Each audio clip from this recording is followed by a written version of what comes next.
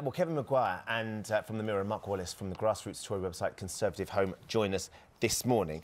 So let's start with these 5 points, Mark, if we may, with you, because you're from the Tory website Conservative Home.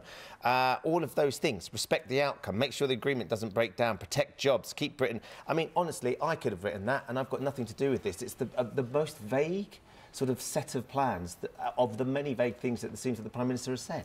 Well, again, part of the challenge and part of the complaint there's been about Theresa May has been that while quite early on as Prime Minister she was quite clear on some of the original guidelines, there has been a big difficulty, particularly in the last few months, in getting proper agreement around the Cabinet table to fully pin down exactly all the details they want. To a certain extent, it says a lot that these are some of the things that she needs to restate. And, you know, I think, as you say, quite a lot of people would struggle to find things to disagree with. There's no detail there. I mean, as you say, all sides of the party are going to agree to that. There's nothing about how they're going to try to resolve the Northern Ireland border, is there? Well, I think firstly, there are some things in there that some people would unfortunately disagree with. For example, when you've got potential rebels talking to the Labour Party about perhaps rebelling on a vote on the customs union, things like honouring her specifics about honouring the referendum and what that actually means in terms of taking back control of your laws, your borders and your money, that is actually a direct reply to that. Unfortunately, it continues to be challenged. She's a Prime Minister without a majority.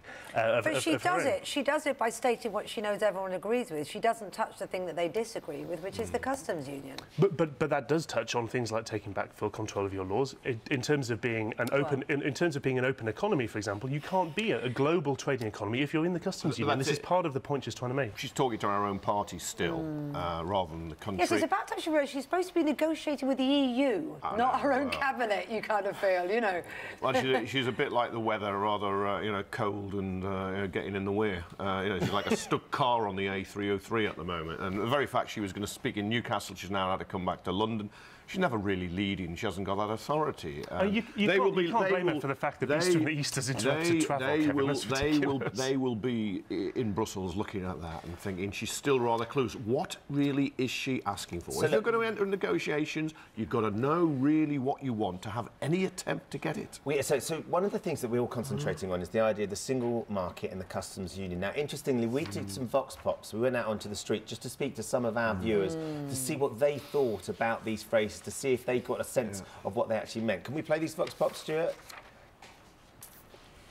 We'll see if we can dig them out, because the interesting thing from them is the lack of understanding from the people that we spoke to actually about what those they're phrases even talking meant. about, but let alone agreement. But here's the thing that we saw during the referendum itself. The ins and outs of the technicalities of the terms that are used in the EU treaties, I don't think people should be expected to know all of those. What they know they want is what outcome they are after, and that means they know that they want us to control our own laws, which means you can't be part of the single market. They know they want us to control our own borders, which means you can't be part of freedom of movement.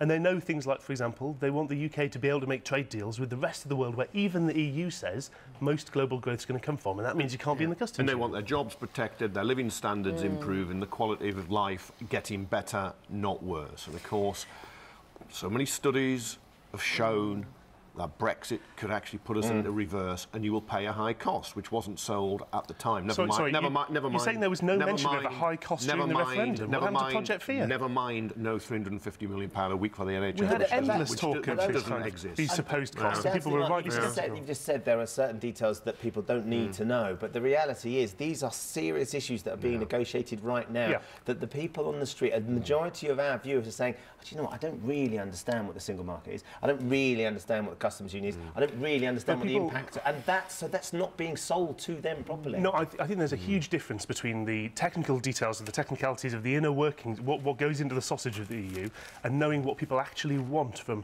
the outcome of the referendum, but also from the future of their country. And I think people do have quite a good idea of the fact that, firstly, they know what the outcome of the referendum was, and they saw all sides agree to it. We all know what the outcome of the referendum was. Not everybody appears to. Unfortunately, you had Chuck Rumunna... Whoops, sorry. Don't throw water over him, for goodness sake. Give me time. You had Chuck Rumunna, my own MP, on just before, who is still continuing to differ with even his own party about what the outcome of the referendum was. That's because his constituency voted to remain. You'll get that. You'll get some Conservative MPs who want to be out, but they've got to remain constituencies too. But this is a year now since the whole process started. We're 21 months from the referendum, and still we're not quite sure what Theresa May is trying to do.